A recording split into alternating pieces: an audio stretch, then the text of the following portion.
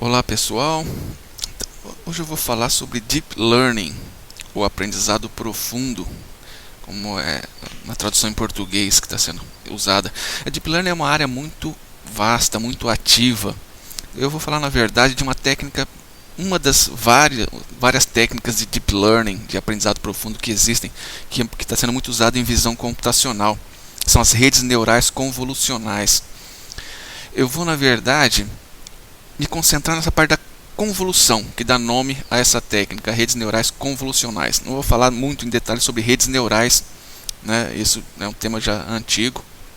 Vou tocar em alguns aspectos importantes, mas o centro dessa apresentação é a convolução nesse contexto do aprendizado profundo. Eu vou começar mostrando aqui uma imagem que eu vou usar como exemplo. Então, reparem que é uma imagem que tem aqui umas janelas, né? Alguma coisa aqui, que eu vou pegar e vou mostrar. Vou pegar um trecho dessa imagem aqui, eu vou recortar isso para simplificar, na verdade, o exemplo, para a gente poder trabalhar numericamente, bem concretamente com a convolução. Eu vou mostrar bem passo a passo como é que isso funciona. Então eu peguei esse trecho da imagem aqui, está aqui em cima, estão vendo aqui. Então está vendo a parte branca aqui, a parte, né, mais salmão aqui, acho que, e aí vem para um branco, aí tem a janela. Eu vou esticar essa janela aqui. Ó, eu peguei essa linha aqui e estiquei, tá? Só para facilitar a visualização, né? Eu peguei e repliquei isso várias vezes para vocês verem que isso aqui corresponde a esse trecho. Também para simplificar a explicação, né, que, sem perder a generalidade, eu vou converter em tons de cinza. Depois eu vou mostrar como é que isso volta para a cor, mas para entender o algoritmo basta o tom de cinza. Então está aqui o mesmo trecho da imagem em tons de cinza. E eu vou mostrar agora, isso é importante, eu tenho um outro vídeo que eu falo sobre isso, que vocês podem assistir. Uma imagem como sendo uma função, na representação clássica aí de função, acho que todo mundo vê isso no segundo grau. Então, essa nossa imagem aqui em tons de cinza, eu peguei justamente uma linha da imagem, né? Quer dizer, uma linha que vai ser uma sequência de pixels, e estou mostrando aqui como é que é, olhando essa imagem em tons de cinza como sendo uma função. Então repare aqui, ó, no eixo X eu tenho de 100 a 250, porque os valores de tom de cinza aqui variam de 100 a 250. O 250 seria o branco, né, o mais branco possível, e o 100, o 0 seria o preto mais profundo, mas como nesse exemplo não aparece o preto mais profundo, aparece o tom aqui, o menor, que tem um pouco abaixo de 100, então você tem essa variação aqui. Então, se você andar da esquerda para a direita, você vai perceber aqui, ó, o branco, depois você fica um pouco mais claro, depois fica branco, depois fica claro, depois sobe para o branco. Ó, essa região aqui da janela, ela tem bastante, a frequência aqui de variação aumenta, né? É interessante vocês entenderem como a frequência se reflete em uma imagem, né? A gente está acostumado a estudar frequência com som, mas esse mesmo conceito aparece e você olha aqui, ó. Isso aqui poderia ser muito bem uma onda sonora, né? Mas a gente está falando de uma imagem e de variação em tons de cinza. Então é fundamental vocês entenderem isso agora, parar um pouco, refletir, olhar para essa linha e entender o que está acontecendo aqui embaixo e aqui em cima, antes de prosseguir. Então reparem aqui, ó, de novo, variação bem alta aqui, né? Entre tons de cinza. Vai clareando, vai escurecendo, clareando, escurecendo. Aí de novo volta a ficar aqui em cima nos mais claros. Eu vou agora simplificar ainda mais isso. Então, vocês, né, espero que vocês tenham entendido aí que você pode, né, pegar uma linha de uma imagem e representar como sendo uma função de uma dimensão. Aqui eu simplifiquei ainda mais, mas espero que vocês já consigam identificar, né, que se você andar da esquerda para a direita aqui, isso aqui é uma linha de uma imagem, é uma linha numa imagem, onde você tem aqui, eu fiz uma outra simplificação para os números ficarem pequenos, em vez de trabalhar com 255, 200, né, para entender, você não precisa desses números altos. E você pode fazer isso em qualquer imagem, na verdade. Você pode reamostrar aqui. Então o tom de cinza mais alto aqui é 4. Aí eu tenho um tom de cinza 1. E eu fiz uma outra transformação. Isso aqui é fundamental, é importante. Eu fiz uma normalização na minha imagem. Eu alterei os valores, né, de forma que o valor médio, vamos dizer assim, do tom de cinza é 0. E abaixo desse tom você tem coisas mais escuras e acima mais claras. Então esse menos 1 quer dizer o quê? Que eu tenho um tom de cinza aqui que é mais claro que 1, tá? E eu tenho 0 que seria a média. Essa é uma operação importante para entender a convolução.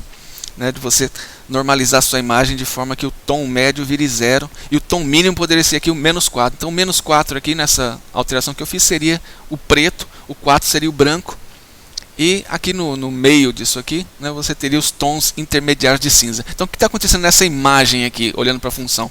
Eu tenho uma coisa clara, depois vem para o escuro, mais escuro, depois mais claro, depois mais claro ainda, né, aí um pouco menos claro, aqui vai para o mais escuro.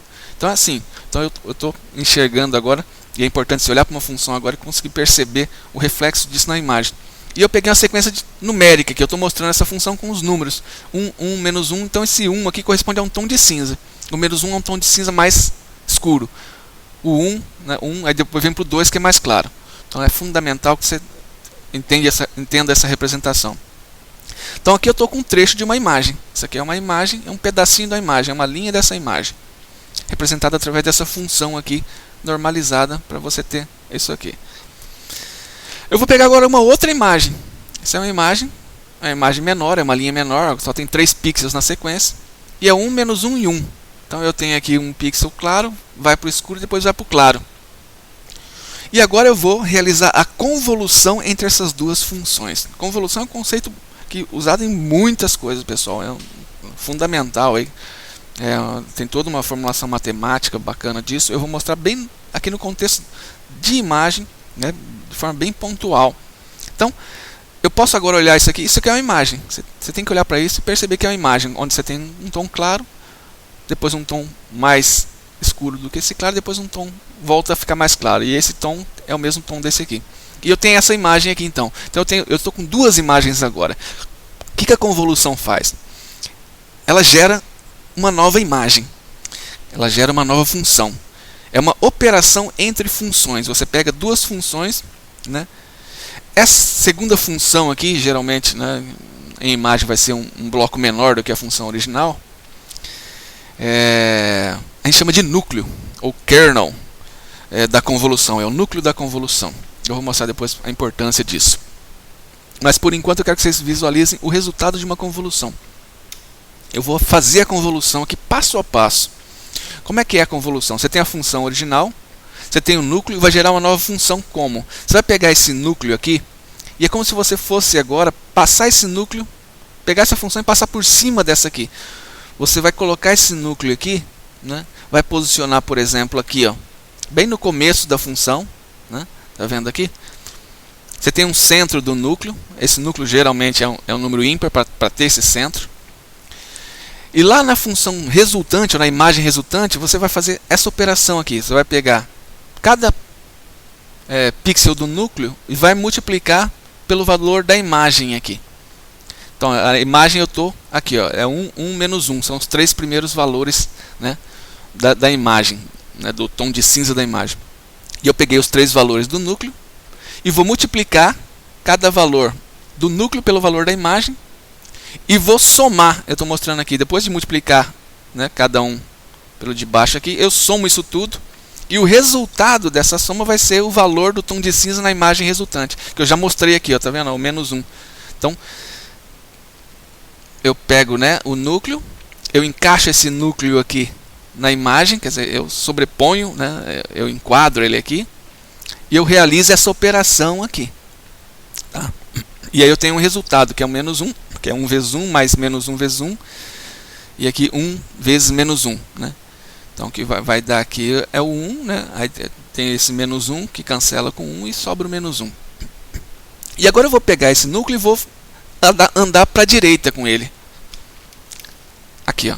Andei para a direita. Estão percebendo aqui? Eu estava aqui. E agora eu peguei esse núcleo. E agora eu vou fazer a mesma coisa com os próximos 3 pixels da imagem. Tá? E agora o resultado vai ser 3. Eu peguei 1 vezes 1, menos 1 vezes menos 1, 1 vezes 1. Tá? Dá 2. Aqui é menos com menos. O sinal dá mais, dá o número 3. Isso aqui vai ser importante, esse menos com menos aqui. E continuo, pessoal. Fiz aqui a mesma coisa agora. Peguei meu núcleo, desviei um pouquinho mais para a direita. Peguei o núcleo, passei para a direita. Realizei a operação. Agora não estou mostrando mais um por um, mas você pode fazer aí de cabeça. E eu continuo isso. Eu continuo agora movendo o meu núcleo pela imagem. É como se estivesse movimentando esse núcleo aqui. Eu não vou mostrar um por um aqui, eu já vou dar uma passada para o final aqui. Você pode parar agora e conferir isso. Até que eu chego lá no final, tem 1 vezes menos 1, menos 1 vezes menos 1, 1 vezes 2, e a resposta é 2. E aqui eu tenho a imagem resultante. Então eu tenho uma imagem original, tenho um núcleo e tenho a imagem resultante. Agora, o que tem de interessante nessa imagem resultante? Aqui é um ponto fundamental para você entender. Reparem quais são os valores máximos na função resultante da convolução. Aqui é o 3 e o 3. Eu destaquei aqui. Tá? Eu só destaquei em vermelho os valores máximos, os pontos de máximo da função resultante, que são os pontos mais altos aqui. Que são os pontos, né, se você olhasse como imagem, seriam aqueles pontos mais claros. Não os mais escuros, mas os mais claros. E aí vamos olhar agora para a imagem do núcleo e a imagem original. Onde é que estão acontecendo esses pontos de máximo na imagem original? Onde existe uma coincidência aqui, ó. Reparem aqui, ó, esse formato aqui, ó. É um claro, vem para um escuro e depois volta para um claro. De novo aqui, ó. Claro, vem para o escuro e volta para um claro. Ó, eu encontrei, aí é a beleza da convolução para imagens e para outras coisas. A convolução, ela está me destacando em que lugares aqui da imagem original esse padrão acontece. Então eu estou de alguma forma aqui detectando padrões, eu estou reconhecendo padrões. Então na imagem resultante aqui, os pontos de máximo são os locais onde esse padrão acontece. E o que é bacana é que mesmo que não aconteça exatamente, outros pontos que não são de máximo, mas são um pouco menores, podem te dar uma indicação de que você tem alguma coisa parecida com esse padrão na imagem. Então a convolução me permite reconhecer padrões, né, na imagem. Aqui o padrão que ele está reconhecendo na verdade é o quê? É como se fosse uma linha. É uma linha escura, né? Pode ser uma linha mais para o preto, né? Que você tem um branco, depois você desce, depois volta para o branco. Então é como se você tivesse aqui, né, se fosse uma imagem mesmo, uma linha branca. Então essa convolução está me permitindo encontrar linhas brancas. E por que acontece? Por que esses pontos de máximos acontecem aqui? E aí vem o bacana do sinal aqui, pessoal. Sinal. Porque se você tem o padrão, é uma coisa positiva, negativa, positiva. E lá também é positivo, negativo, positivo. Positivo com positivo dá positivo. Negativo multiplicado por negativo dá positivo também. Então você está tendo uma sobreposição aqui, né, onde a parte negativa está multiplicando com a parte negativa e está dando um valor alto. Então quanto maior a coincidência, né, desses números aqui com esses números, maior é o valor resultante. Daí a importância de fazer essa normalização aqui para você ter, né, a imagem aqui com os negativos e positivos. Isso é bastante importante. Eu vou agora pegar um outro núcleo. Vou escolher um outro núcleo. Não é tão bom quanto esse primeiro, porque todo mundo é positivo aqui, né? É sempre bom você ter as coisas normalizadas aqui e tem operações para você fazer isso. Mas aqui, ó, 1, 2 e 1 agora, mudei. Então é uma coisa clara, depois fica mais clara ainda e depois retorna a ficar clara. É um outro padrão. E eu vou aplicar agora, não vou fazer o passo a passo, você pode voltar, né? E estou mostrando agora aqui o resultado. Ó, mudou o resultado. Repare que a função resultante, quando você muda o núcleo, é uma função completamente diferente. Mas olha que bacana o ponto de máximo dessa função aqui, ó, que é o valor 6. Né? Olha na imagem original onde é que está o ponto de máximo. Olha aqui, novamente, ele detectou agora um outro tipo de padrão. Então, com outro núcleo, com outro tipo de núcleo, eu consigo agora identificar na imagem outro tipo de coisa, quer dizer, outro tipo de padrão. E aí, aqui eu estou mostrando agora então, né, como é que a convolução me ajuda a reconhecer padrões em imagens, pessoal. Né? Ela reconhece o padrão e aí você tem os pontos de máximo aqui, são os pontos onde você encontra esse padrão. Daqui a pouco vai ficar, eu vou falar por que isso é interessante. Mas espero que vocês já tenham percebido uma coisa bacana aí, né? Convolução você consegue usar para fazer reconhecimento de padrões. E aí tem alguns problemas que você tem que ficar atento. Primeiro, você já deve ter notado que a imagem original ela ficou maior do que a imagem resultante. Por quê? Aqui na margem, ó, eu não tenho como pegar esse centro aqui e colocar aqui embaixo, né, porque esse valor esquerdo aqui não vai ter ninguém para multiplicar aqui no canto. Esse é um problema que acontece nas margens, e você tem várias formas de resolver isso, tá, pessoal? Essa é uma decisão, quando você estiver projetando uma rede convolucional, né, que você vai ter que tomar. Esses são aspectos da arquitetura da rede. A opção que eu escolhi aqui foi simplesmente ignorar, né, começar a partir do segundo, né? Então a imagem resultante ela é menor. Essa é uma escolha bastante comum aí em redes convolucionais. Mas eu poderia fazer diferente, eu poderia assumir que tem zero aqui para cá. Assumir, zerar, né? Aumentar essa imagem como se tivesse zero aqui. E aí centralizo no primeiro, e aqui é como se tivesse zero. Ou eu posso replicar, pegar o primeiro número aqui e replicar, né? Aqui é 1, então eu assumiria que como se tivesse 1 aqui. Ou do lado direito aqui também a mesma coisa, se tivesse um 2. Ou eu posso espelhar, aí depende muito do problema que você quer resolver e se você realmente não pode perder essa margem. Se você não quer perder essa informação de margem. Porque o que está acontecendo é que eu estou perdendo, né? Eu estou recortando a minha imagem, está ficando um pouquinho menor. Se fosse, né, aqui eu estou, né, simplifiquei, eu peguei só uma linha da imagem. Se fosse a imagem inteira, seria, né, teria a margem superior, inferior, da esquerda para a direita. Você perder toda essa informação usando essa estratégia de simplesmente ignorar a margem. Então, esse é um problema. Uma outra opção aí que você vai ter que tomar, uma outra decisão que você tem que tomar na hora de fazer a sua arquitetura, é o tamanho desse núcleo.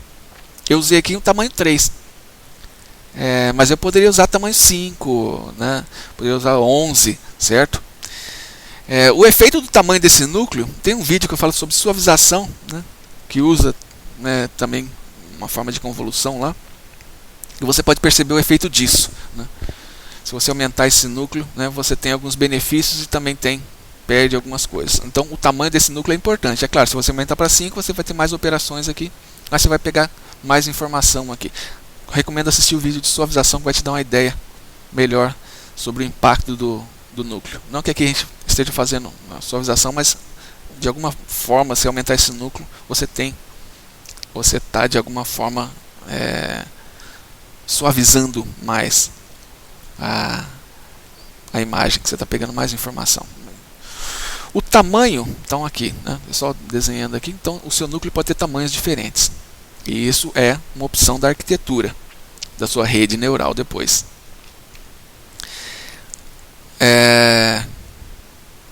Você tem o tamanho do passo, pessoal.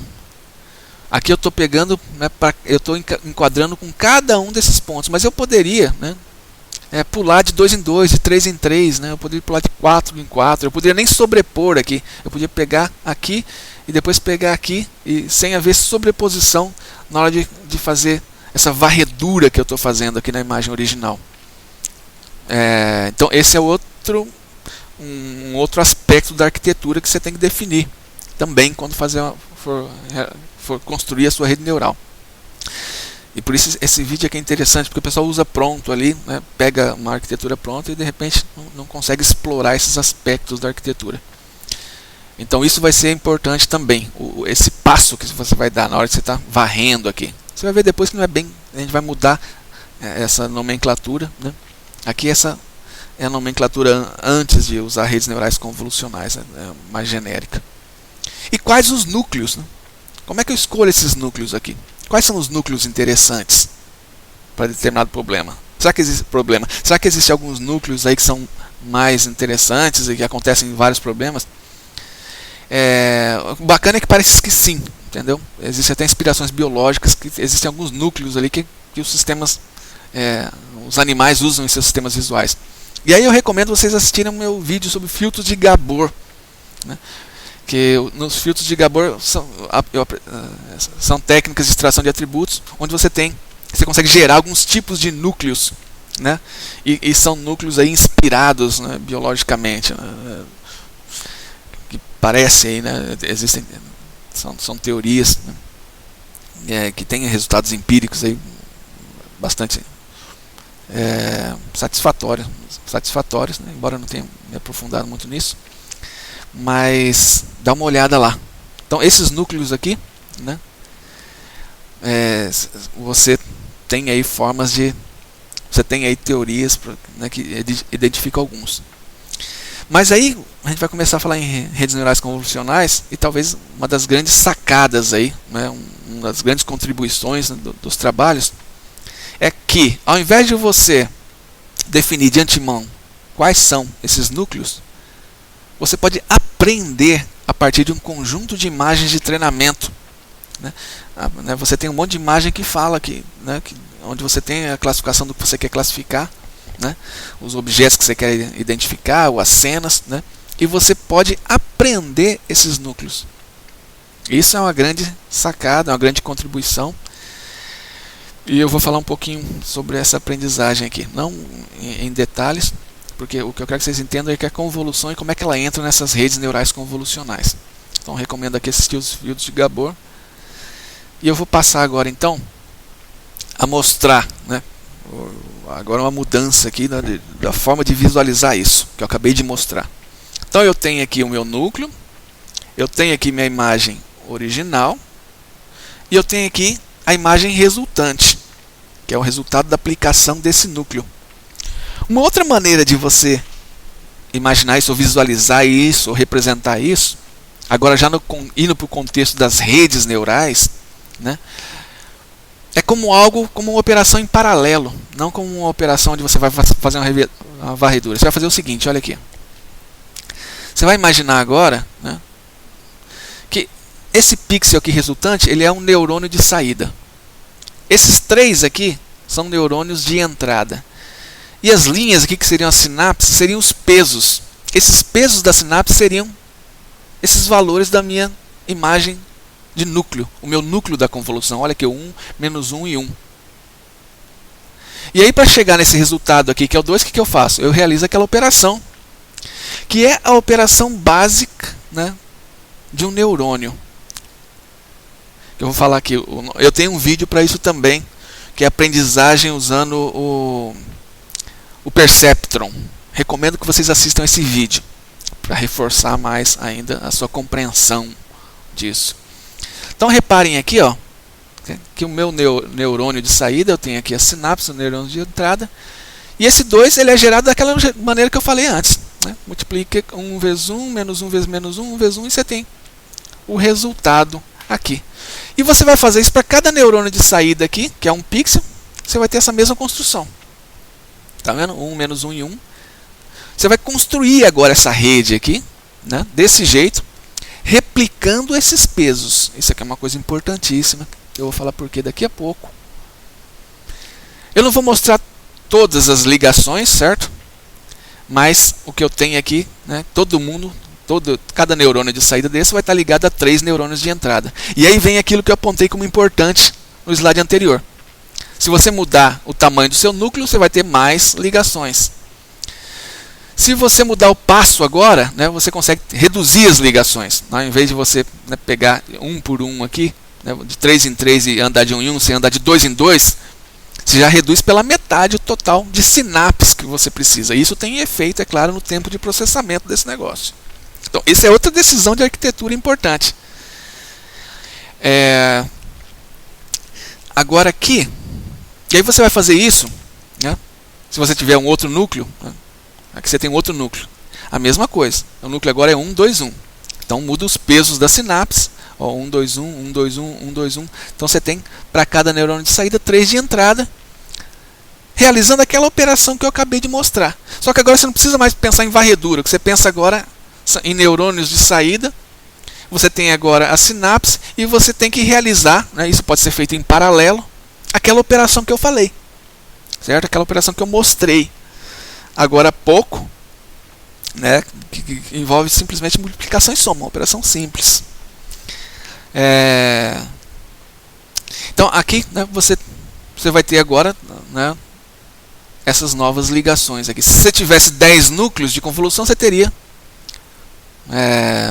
10 coisas desse tipo, 1, 2, aí mais para baixo, você ia fazendo, né, esses núcleos de convolução. Quem já estudou um pouco, né, sobre redes neurais convolucionais já deve estar percebendo que isso aqui é aquele feature map, né, convolutional map, tem vários nomes, que seriam os mapas de atributos. Então isso aqui é aquele mapa de atributo, aquela camada de mapa de atributo, é simplesmente isso aqui que eu estou mostrando. É o resultado da convolução da imagem original por um núcleo.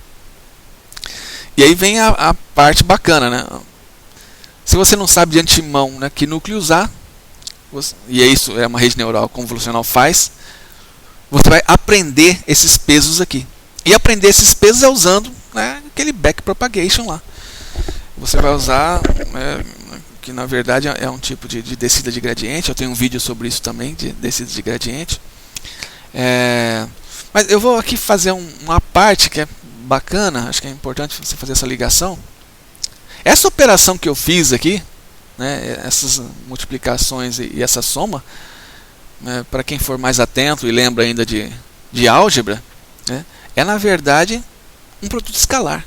O que eu estou fazendo aqui, e essa é uma outra maneira de enxergar esse negócio todo, se você pensar nesse núcleo como sendo um vetor, né, de repente isso aqui é o valor A1, A2 e A3, não. E esse outro pedaço da sua imagem como sendo outro vetor, B1, B2, B3, o que eu estou fazendo aqui, eu multiplicando, né, o A1 vezes B1, A2 vezes B2, A3 vezes B3, são os três valores, e somando. O que é isso? É o produto escalar. Por que é interessante saber isso? E o produto escalar, pessoal, ele pode ser visto como uma forma de medir a similaridade entre vetores. Porque ele é proporcional, né, ao cosseno desse ângulo aqui. Ó. E quanto mais próximo desses vetores estiverem, né, mais próximo, maior vai ser o valor do produto escalar. Você tem essas duas coisas aqui, mas aí vem aquele negócio da normalização lá, que pode ajudar. Mas é que você tem que enxergar e depois você pode... Né? E aí, vê que bacana, né? Que aparece o cosseno aqui no meio da história. Para quem está começando uma graduação, que não sabe para que serve matemática. No final das contas aqui a gente está usando, né, o produto escalar, que envolve um cosseno, para saber se duas coisas são parecidas. Se duas imagens são parecidas. Então aqui é uma parte só para vocês... fazendo uma propaganda aí da álgebra, porque você precisa estudar essas coisas todas. E agora eu vou destacar alguns pontos importantes, né, já nesse contexto. Então você pode realizar, ao invés de você descobrir de antemão de outro jeito quais são esses núcleos, você pode aprender de forma supervisionada esses núcleos. Geralmente nessa aprendizagem você vai ter outras camadas para frente, que eu vou mostrar lá no finalzinho. Mas o que acontece é que você vai ou inicializar isso aqui aleatoriamente, vai de forma interativa, o algoritmo backpropagation vai chutando pesos, vai melhorando esses pesos, na verdade, vai fazendo uma descida de gradiente, que eu não vou entrar nesse detalhe aqui, mas tem um vídeo sobre isso. E ele vai aprendendo e uma hora ele vai chegar em valores para esses núcleos. Você tem que determinar de antemão, isso é uma coisa que... mais para frente a gente vai conseguir algoritmos para isso também, é uma coisa mais complicada. Você vai ter que determinar quantos núcleos você quer aprender. Isso pode estar relacionado com um problema, já é uma outra decisão. Aqui eu estou trabalhando com 2 núcleos. Mas pode ser que para o seu problema 2 núcleos não seja suficiente. Na verdade, está começando a investigar, tem muita teoria a ser ainda criada para explicar, né, essas coisas todas. Tá? Então você vai falar 10 núcleos, 20 núcleos, você vai escolher de antemão isso. E você vai escolher também, né, qual é o tamanho de cada núcleo aqui. Né? Você vai escolher o passo, né, são todas decisões que você tem que tomar de antemão. E aí depois ele vai aprender esses valores aqui, ó. Os pesos das sinapses vão ser aprendidos depois. Um outro ponto aqui, né? Isso aqui é importante, pessoal. Por que esse negócio por que a convolução, uma coisa mais interessante, a convolução faz reconhecimento de padrões. Mas ela introduz aqui uma coisa bacana, ela acaba introduzindo uma informação adicional na sua rede, né? Diferentemente das redes clássicas, onde você ligava todo mundo com todo mundo e mandava aprender, né? E cada conexão dessa ficava livre para receber qualquer valor. Nesse tipo de rede convolucional, não. Você impõe uma restrição adicional agora. Ó, essas três aqui, ó, essas 3 ligações de baixo, tem que ter o mesmo valor lá de cima. Mesmo que você não saiba o valor e esteja aprendendo, né? Se o cara achar que tem que ser 1 aqui na hora da aprendizagem, aqui vai ter que ser 1 também, vai ter que ser 1 aqui, vai ter que ser 1 aqui. Se achar que tem que ser 5, tem que ser 5 para todo mundo. Isso é importante, porque se você não fizer isso, você não vai ter uma convolução. Então você está colocando uma restrição aqui que obriga que essa parte da rede realize uma convolução. Essa restrição que você impõe é a mesma coisa dos vermelhinhos aqui. Né? Para esse outro mapa, né, de atributos aqui, resultante por esse outro mapa, você pode ter outros valores, né, diferentes dos azuis aqui, mas entre si, né, cada neurônio de saída aqui vai estar ligado a 3 com o mesmo peso do neurônio vizinho dele aqui. Isso é importante porque você está reduzindo, na verdade, a quantidade de parâmetros da sua rede. São menos valores que você precisa descobrir. Você não precisa descobrir agora todos esses valores de vermelho. Você precisa descobrir 3 valores. Que para os outros você vai replicar e vai ser o mesmo valor. Isso te impõe uma convolução. Então você tá, na verdade, agora restringindo bastante, né, a sua rede, os parâmetros livres da sua rede que você pode aprender. Então isso é uma coisa muito importante. Outra coisa importante, isso aqui é uma coisa legal. Esses núcleos, você pode. Isso é uma coisa interessante, está sendo estudada aí também, está muito em voga. Você pode aprender esses núcleos aqui, nessa camada aqui. Porque essa primeira camada, geralmente, esses padrões que você está reconhecendo são meio que universais. São, de repente, cantos, curvas, linhas, bordas, né? Não é tipo um olho, né, uma roda, né? São padrões meio que universais e que aparecem em diferentes problemas. Então você pode aprender isso num determinado domínio, onde você tem lá um monte de imagem, sei lá, de carro, de coisa assim. E agora seu problema você tem que reconhecer diferentes marcas de moto, sei lá, ou de alguma outra coisa. E você pode pegar, né, na verdade, esses núcleos que você aprendeu e copiar do jeito que estão, com os pesos que estão para o seu novo problema. Então você consegue transferir isso de um problema para o outro. Isso é outra característica bacana. Nem sempre funciona e a teoria por trás disso está sendo desenvolvida. Então tem bastante coisa aí, mas tem que tomar cuidado com esse negócio. Pode ser que seja por um problema específico que você tem que aprender de novo até essa primeira camada aí. Pode ter alguma vantagem nisso. Um outro ponto aqui, né, que são as não linearidades. Função de ativação, vou falar um pouco disso. Esse neurônio aqui, do jeito que ele está realizando o quê? O produto escalar. Né? Ele está somando, né, e multiplicando coisas. Tá? Então ele está realizando aqui uma operação que é linear. É uma operação linear. Você vai ter outras camadas aqui, e aí, se você não introduzir essa que a gente chama de não linearidade, né, você tem que são funções lineares, né, em toda a sua rede, e o resultado final vai ser uma combinação linear, né, vai ser dos valores de entrada. Tá? Isso te limita um pouco a sua capacidade de resolver problema. Então, as redes geralmente têm esse neurônio aqui, tem uma outra camada, ou que pode ser uma coisa que você pode pensar dentro do neurônio, que vai ser uma função, geralmente é uma função simples. Aqui uma bastante usada é essa aqui, ó, max de 0 e x.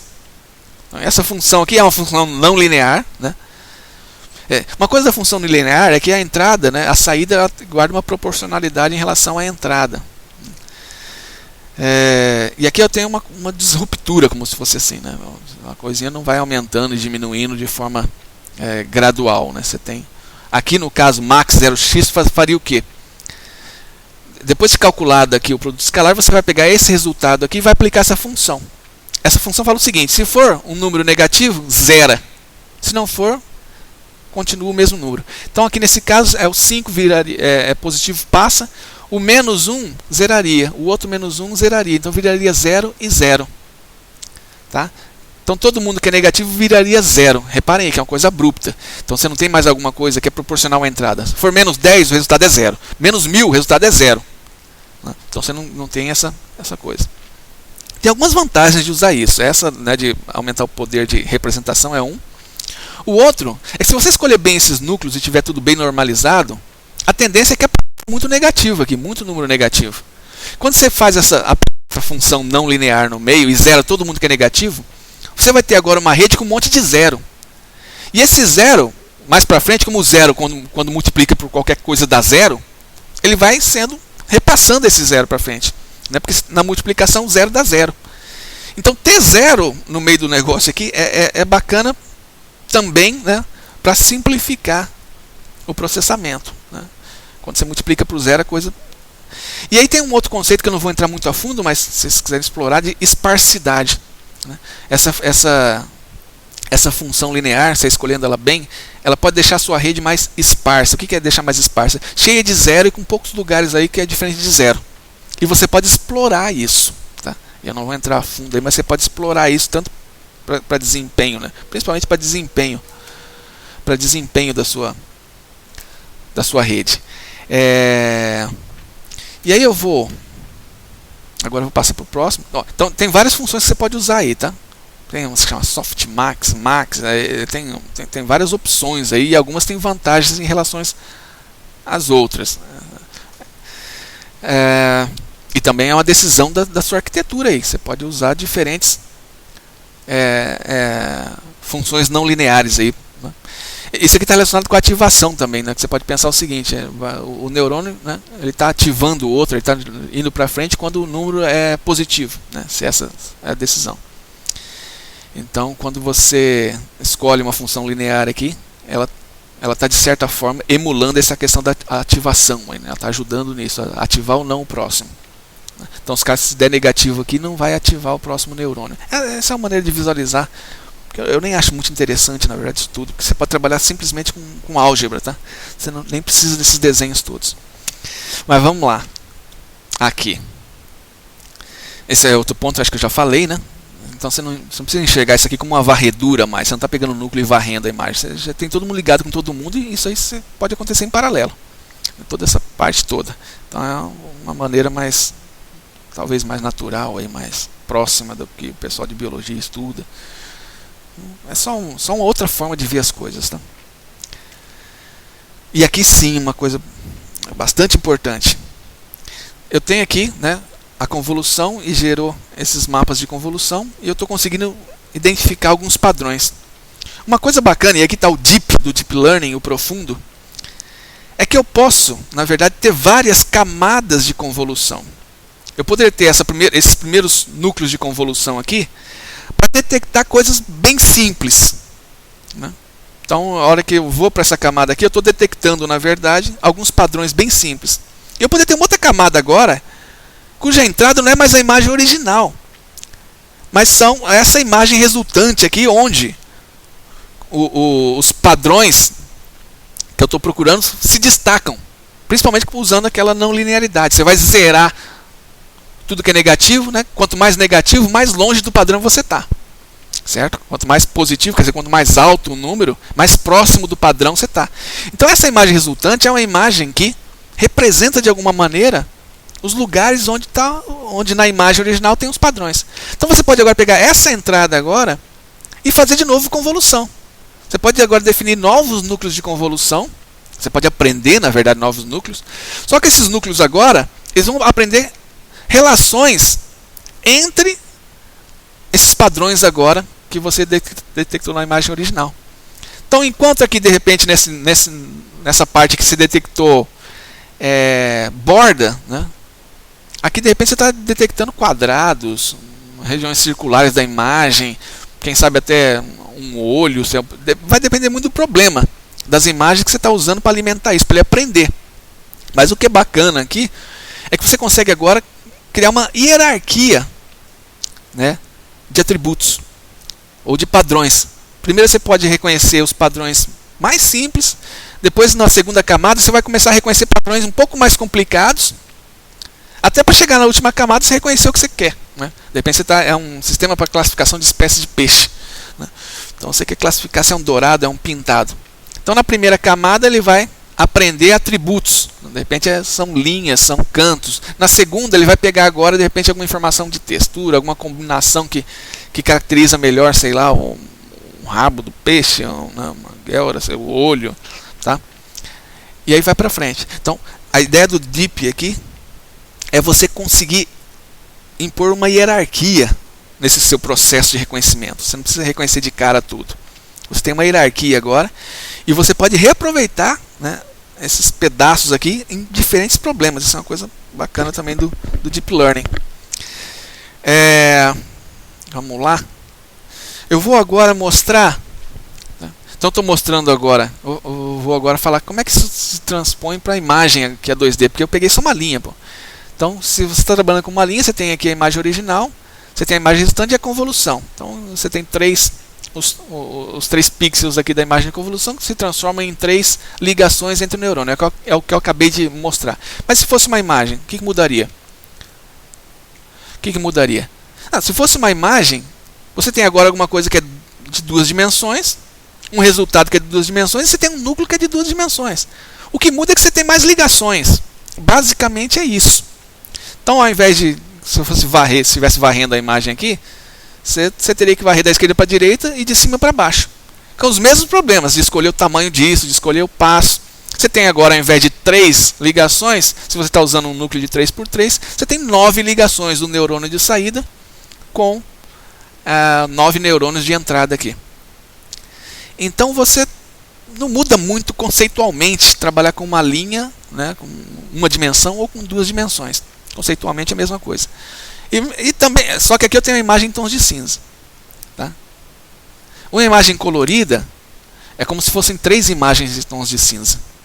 Tá? Como se tivesse 3 canais. Se for representar, você pode até ter mais canais aí. O geral é RGB, HSV, você tem 3 canais. E aí é uma coisa similar. Na verdade, você tem aqui algumas opções. Né? Uma opção seria, você trabalha com um núcleo, né, como se fosse 3x3, entendeu? Ele é 3x3 aqui. Você poderia até criar ligações de todo mundo com todo mundo aqui. Ou você pode ligar o canal vermelho à primeira parte, o canal verde à segunda parte aqui do meio do seu núcleo e a terceira parte, né, ao terceiro pedaço aqui do seu núcleo. Então, seu núcleo de convolução agora é uma coisa, né, que tem 3 vezes 3 vezes 3. Né? São 27 ligações que você pode fazer aqui. Ou poderia ter mais do que 27, se quisesse ligar todo mundo com todo mundo. E você poderia... Aqui eu estou mostrando uma saída onde você liga todo mundo com um neurônio só de saída. Mas você poderia ter também cada canal ligado, né, a um mapa de atributos próprio do canal. Tá? Mas a ideia toda continua mais ou menos a mesma. Tá? Você está só aumentando a quantidade de ligações aqui. Então você consegue resolver isso facilmente. Uma outra coisinha que eu quero mostrar que aparece nessas redes convolucionais, que é uma etapa de pool, que a gente chama pooling, ou subamostragem. Para que serve isso? Né? Por que isso é introduzido? Se você pegar aqui, vamos pegar esse núcleo aqui, ele encontrou aqui, ó, ele encontrou o padrão aqui. Você aprendeu já, sua rede está bonitinha aprendendo, agora você precisa classificar novos objetos. Sem o pooling, o que vai acontecer, né, se esse pontinho lá, se é um pontinho que aparece na imagem, uma linhazinha, se movimentar um pouquinho para a esquerda ou para a direita, o que vai acontecer? A sua rede já não vai detectar esse cara direito. Né? Porque ela está esperando um determinado padrão em um determinado local. Tá? A sua rede está esperando. Ela não é só, ela não detecta o padrão, ela detecta o padrão, mas em um determinado local da imagem. Então ela espera que isso esteja em algum lugar. Se você trabalha desse jeito aqui, uma pequena mudança de local do seu padrão ali, do seu pedaço do seu objeto, pode fazer que sua rede não funcione muito bem. Então você pode fazer o seguinte, você pode pegar agora o seu resultado, ao invés de passar ele diretamente para frente, trabalhar com esse resultado diretamente, você pega aqui, por exemplo, de 3 em 3, e pega qual é o valor máximo. 202 dá 2, 563 dá 6, 034 dá 4. Eu peguei o máximo. Eu poderia fazer outras operações aqui, tá? Isso aqui é uma das técnicas bastante usada, max pooling, né, que você pode chamar de max pooling isso. Qual a vantagem de você adicionar essa camada aqui? Se eu pego agora o meu padrão, ele mudar um pouquinho para a esquerda, para cá, como eu estou pegando o valor máximo aqui, ó, esse 5 aqui, se ele mudou para a esquerda, o 6 mudou para a esquerda, o 6 vai estar aqui, ao invés de estar aqui. Mas o resultado vai ser o mesmo 6. Nessa camada aqui eu continuo tendo 6. Então não mudou nada aqui para a minha rede, né? Se o meu padrão mudar um pouquinho para a esquerda e para a direita, porque eu estou fazendo aqui uma operação que vai pegar sempre o valor máximo de uma região. Além dessa vantagem aí, né, de você, né, conseguir a gente chama de invariância, né, mas não chega a ser uma invariância, né, mas ele consegue continuar funcionando com pequenas variações na posição, né, dos seus padrões aqui que você está encontrando. E isso é aplicado, né, em várias camadas. Uma outra vantagem é que você está reduzindo agora o tamanho da sua saída. Lembra aqui como você mostrar aqui? Se você tem uma outra camada, né, a entrada para essa camada aqui, para essa outra convolução, é a saída daquela primeira. Quanto mais neurônios eu tenho aqui, mais ligações eu preciso, mais tempo demora, mais parâmetros para aprender. Então quando eu faço essa operação ali de pegar o máximo em cada, sei lá, 3, 4, 5. Tá? Isso aqui é um outro parâmetro também da rede, da sua arquitetura. Tá? O que eu peguei aqui de 3 em 3, mas isso aqui não tem nenhuma relação com o tamanho do meu núcleo aqui, tá, pessoal? Eu poder pegar de 2 em 2, de 5 em 5. Eu posso fazer uma sobreposição também. Aqui eu não estou sobrepondo, eu estou pegando 3, 3. Mas eu poder pegar 3, depois 3 logo em seguida, com uma determinada sobreposição. Mas é claro, se eu sobrepor de 1 em 1, eu não vou ganhar muito na economia de espaço. Então, geralmente você pega pedaços maiores aí e passos maiores. Certo? Então, isso aí, né, é um outro passo que você tem. Estou quase terminando aqui. Eu peguei aqui uma imagem desse artigo aqui que eu estou mostrando em cima, só para ilustrar agora a representação clássica que você encontra na literatura, né, para tentar entender. Então, o meu problema aqui é de reconhecimento de dígitos. Eu tenho 9 dígitos. Então, o que acontece aqui? Ó? Eu tenho a camada, vamos tentar entender essa representação. A imagem tem 32 por 32. Eles chamam aqui de feature maps. Esse feature maps, na verdade, é o resultado da convolução. Aqui ele está falando que é de 28 por 28, porque está ignorando as bordas. Ele está usando uma matriz de 5 por 5, então a margem aqui, na verdade, que eu perco é de 2 pixels. Né? É de 5, lembra? Eu usei de 3, se eu usar de 5, são 2 caras que eu vou perder ali na ponta, que eu não consigo ninguém para encaixar. Então por isso caiu para 28 para 28. Aqui eu tenho 1, 2, 3, 4, 5, 6, tá vendo? 6 mapas aqui. Então eu escolhi 6 núcleos, com uma imagem em tons de cinza aqui. Então eu escolhi de antemão usar 6 núcleos de convolução, né? Onde cada núcleo tem 5 por 5. E aqui tem um subsampling, que é aquele pooling que eu falei lá. Né? Ele está pegando agora, na hora de reduzir, ele está olhando num pedaço de 2 por 2 aqui da imagem original. Então ele está pegando 4 pixels e transformando em um só. Ele está pegando o maior desses 4. Então com isso ele tem agora um resultado que ele está chamando aqui de feature maps também, mas nem gosto muito desse nome, que ficou 14 por 14. Né? Por quê? Ele pegou agora de cada 4, pegou 1. Certo?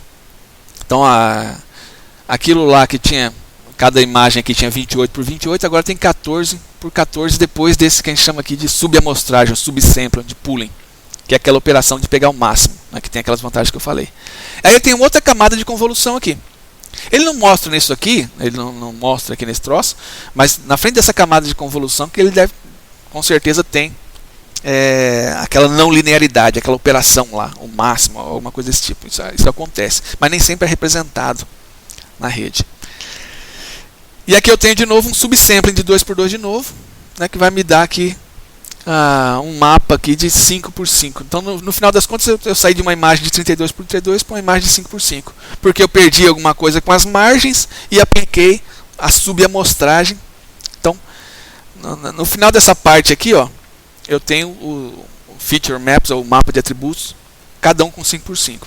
Reparem aqui, ó, que nessa convolução, na segunda convolução, ele escolheu uma quantidade de núcleos maiores. Isso é interessante porque, como você fez o subsampling aqui, eu tenho imagens menores aqui. Então eu posso me dar ao luxo de trabalhar com mais núcleos. Isso é uma coisa interessante da arquitetura. Tá? Como eu tenho uma quantidade menor aqui de neurônios de entrada, eu posso aumentar a quantidade de núcleos aqui sem sacrificar muito o processamento, sem adicionar muitos parâmetros. Porque agora eu tenho imagens pequenas, eu tenho menos neurônios de entrada. Então eu posso ter mais neurônios de saída aqui, para compensar. Né? E com isso eu tenho mais núcleos. Só que isso aqui é uma decisão da arquitetura, está relacionada com o problema. Essa parte toda que ele coloca em vermelho aqui, isso está correspondendo aí na visão computacional clássica àquela fase de extração de atributos. Então, só que ao invés de escolher os atributos à mão, né, eu vou aprender os atributos. Os atributos são aqueles núcleos de convolução. Certo? São os núcleos de convolução. Dependendo do formato daquele núcleo, é um tipo diferente de atributo que eu estou extraindo. A última parte aqui, ó, essa última parte, é uma rede neural clássica, totalmente conectada. Os neurônios de saída correspondem às classes do meu problema. O meu problema aqui é reconhecer dígitos.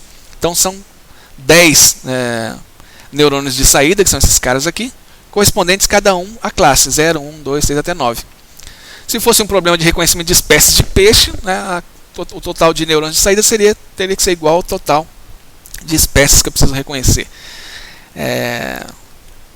Se fosse um problema, pode ser um problema binário, de saber se aquela face que está ali é homem ou mulher. Então seriam duas aqui, uma para homem e outra para mulher.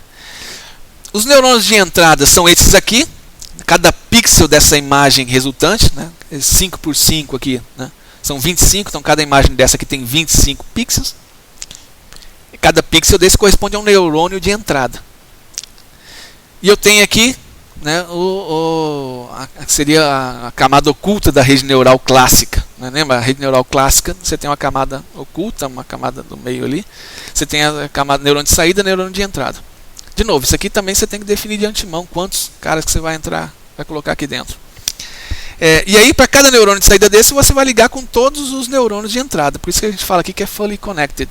Então isso aqui vira uma rede normal. E aí vai funcionar aquela retropropagação. Né?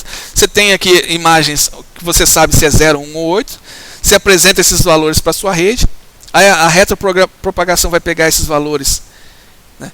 Na verdade, você vai inicializar toda a sua rede. Pode ser uma inicialização aleatória ou aproveitando de outro problema. Então cada coisa dessa aqui vai ter um peso. Cada negocinho desse vai ter um peso. Aí você vai aplicar aquelas operações todas, vai fazer aquele produto escalar. Daqui você começa a andar da esquerda para a direita. Então você tem a imagem de entrada aqui. Você vai pegar e vai realizar aquele monte de produto escalar. Vai realizar aquela não linearidade, né? Pode ser o max, lá a função máxima. Vai passando isso para frente, vai fazer o subsampling ali, né? Escolhe o valor máximo. Vai passando para frente. E esses valores, tudo aqui é produto escalar, vai indo junto com aquelas funções não linear no meio, né? E vai fazendo. E com isso você vai ter valores de saída. Então acho que é fácil você pensar como calcula esse valor de saída. É só realizar aquelas operações que eu mostrei antes. Com esse valor de saída, você vai ter agora qual é o valor que deveria ser o correto. Você tem essa informação, que esse aqui é o número 3. Então você vai ter isso. Com isso você vai ter o quê? Uma informação que vai te dar esse valor que você tem agora, quão distante é do valor real. E essa informação você vai usar para ir mexendo nesses pesos aqui agora da direita para a esquerda, que é a retropropagação ou backpropagation. Tá? O que isso faz, na verdade, é um tipo de descida de gradiente. Então eu recomendo que, para entender aqui o princípio que regula esse negócio todo, assistir o meu vídeo sobre descida de gradiente e um outro que eu falo sobre o perceptron. Tem algumas outras coisas importantes aí que eu não vou falar, entrar em detalhes, né, que foram descobertas aí bacana da teoria, que ajudam no cálculo, ajudam. Então, a ideia aqui não é esgotar o tema de redes neurais convolucionais, mas é entender onde é que entra a convolução nessa história aí, de maneira, né, bastante profunda. Eu espero que você tenha entendido aqui por que a convolução é interessante, por que ela aparece nessa história toda aqui, e por que o pessoal está falando tanto em redes neurais convolucionais. Então é isso, pessoal. Vou tentar deixar os links depois escritos aí lá embaixo, na descrição do vídeo. Um abraço.